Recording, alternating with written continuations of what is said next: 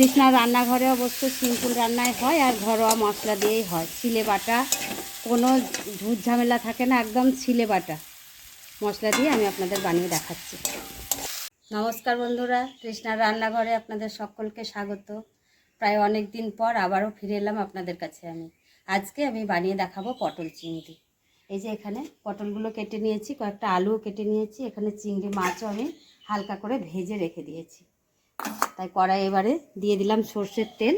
সর্ষের তেল দিয়ে প্রথমেই পটলগুলোকে আমি খুব ভালো করে একটু কষে নেব।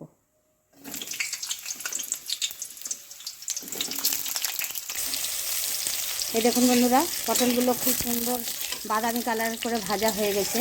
এবারে আমি এখান থেকে তুলে নেব একটা। এবারে কড়াইয়ে আর একটু তেল দিয়ে আমি আলুগুলোকেও ভেজে নেব ঠিক ওইভাবে।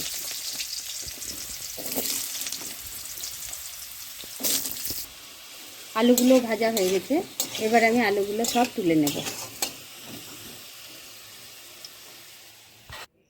আলু ভাজা তেল তো রয়েছে, তার মধ্যেও আমি আর একটুখানি সর্ষের তেল দিয়ে দিলাম।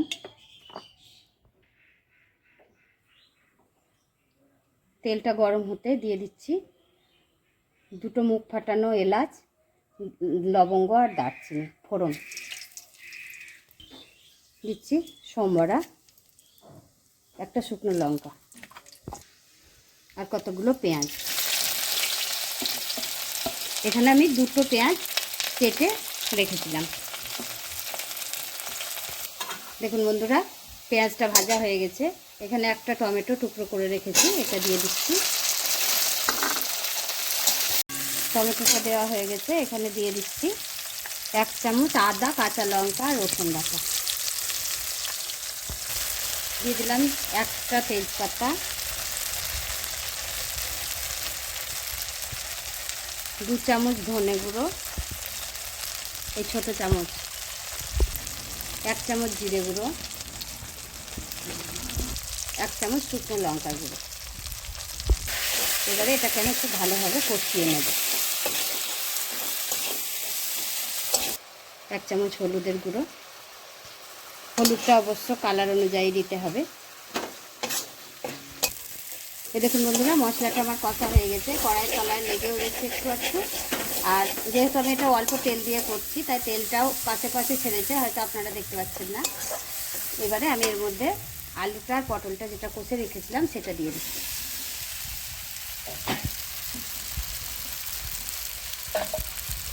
একটুখানি নেড়ে নেব, দিয়ে জল দিয়ে ঢাকা দিয়ে দেবো।